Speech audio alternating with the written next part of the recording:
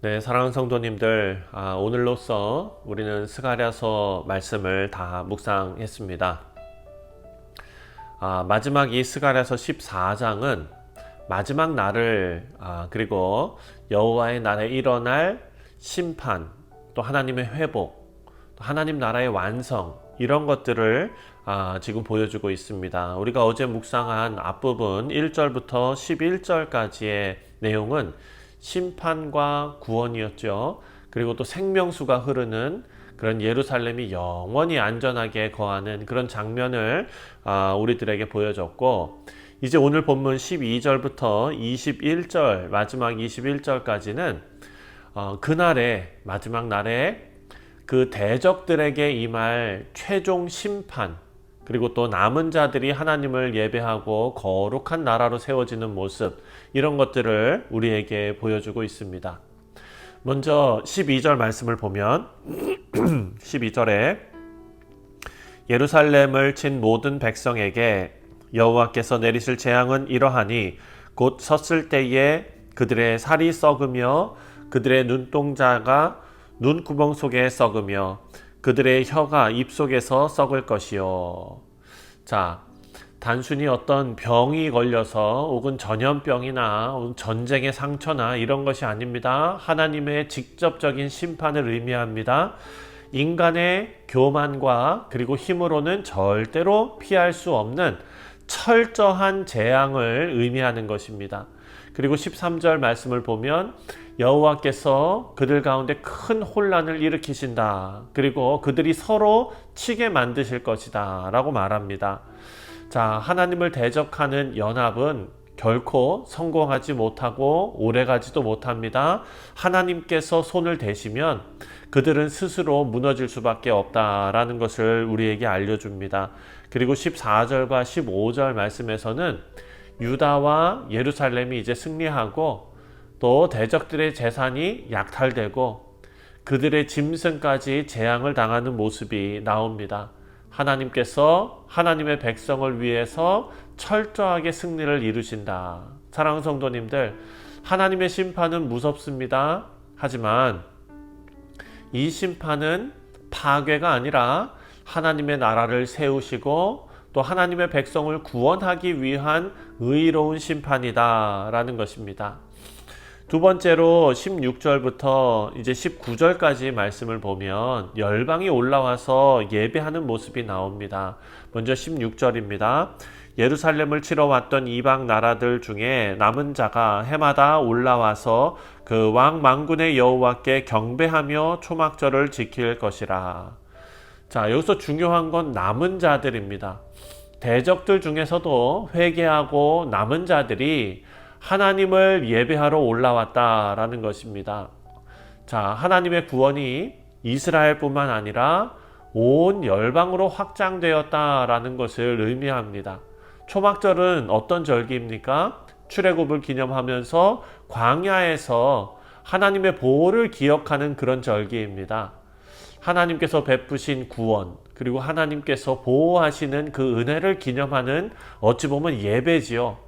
마지막 날에는 모든 나라가 이 초막절 예배에 참여하게 한다라는 것입니다.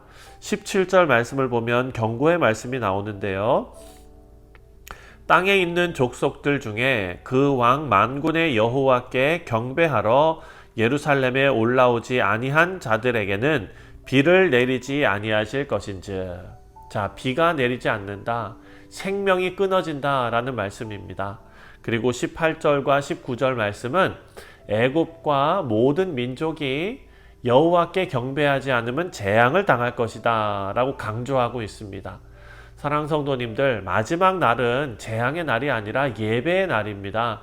하나님을 대적하던 자들도 다 무릎 꿇고 예배하고 모든 나라가 만군의 여호와께 경배하는 날입니다. 그래서 예배는 선택이 아니라 생명의 문제입니다. 하나님을 예배하는 자에게 생명이 흐르고 예배하지 않는 자에게 심판이 임합니다. 우리가 선교를 하는 이유도 마찬가지입니다. 예배가 없는 곳에 예배가 있게 하기 위하여 선교하는 것입니다. 마지막 세 번째로 20절과 21절 말씀을 보면 거룩한 예루살렘의 모습이 나옵니다. 먼저 20절에 그날에 말 방울에까지 여호와께 성결이라 기록될 것이라. 여호와의 전에 있는 모든 솥이 제단 앞 주발과 다름이 없을 것이니. 자, 여호와께 성결이라 기록된다. 자, 여호와께 성결은요, 제사장, 대제사장이죠. 대제사장 머리관에 새겨진 글귀입니다. 출애굽기 28장에 보면 나옵니다. 그런데 마지막 날에는 여호와께 성결이다 라는 것이 말 방울조차도 그 말씀이 기록된다.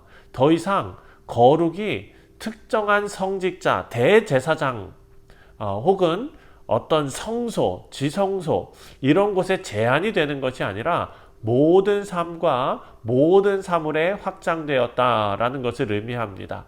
21절 말씀을 보면 예루살렘과 유다의 모든 솥이 만군의 여호와의 성물이 될 것인즉 제사 드리는 자가 와서 이 솥을 가져다가 그것으로 고기를 삶으리라.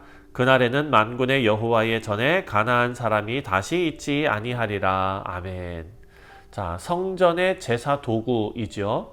그리고 그뿐만 아니라 각 가정에서 쓰던 집안의 솥, 냄비 이런 것까지 거룩해진다. 하나님의 나라가 임하면 우리 일상 전체가 거룩으로 가득 차게 된다라는 뜻입니다. 그래서 마지막 구절이 이렇게 나오죠. 그날에는 만군의 여호와의 전에 가나안 사람이 다시 있지 않을 것이다 라고 말합니다. 사랑하는 성도님들, 가나안 사람은 성전을 더럽히는 자들이죠. 마지막 날에 하나님의 나라 그리고 예배가 완전히 거룩하게 되고 더 이상 불손한 것들이 섞이지 않는다라는 것입니다. 오늘 본문 말씀을 통해서 우리가 네 가지를 생각했습니다. 첫 번째, 하나님의 심판은 철저하다.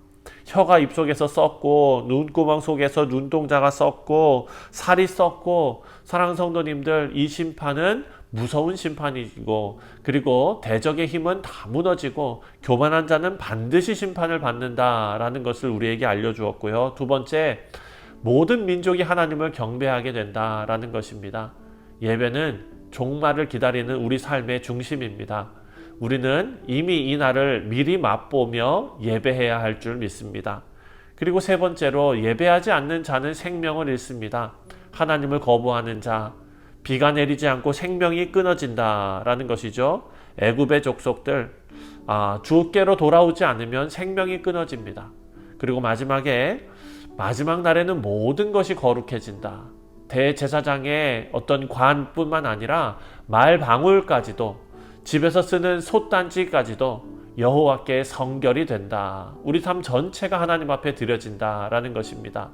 사랑하는 성도님들, 우리가 요한계시록 말씀과 그에 이어서 이제 스가랴서의 묵상의 말씀들을 쭉 묵상하면서 우리가 마음속에 가질 수 있는 것은 하나님의 심판과 회복 그리고 거룩한 예배로 마무리된다는 사실입니다. 마지막 날에 하나님은 모든 대적을 무너뜨리시고 모든 민족을 예배자로 세우시고 온 세상을 거룩하게 하실 것입니다. 주님의 날을 바라보면서 거룩과 예배 가운데 살아가는 우리 모든 뉴욕 성실장로교회 복된 성도님들 되시기를 주님의 이름으로 축원드립니다. 기도하겠습니다.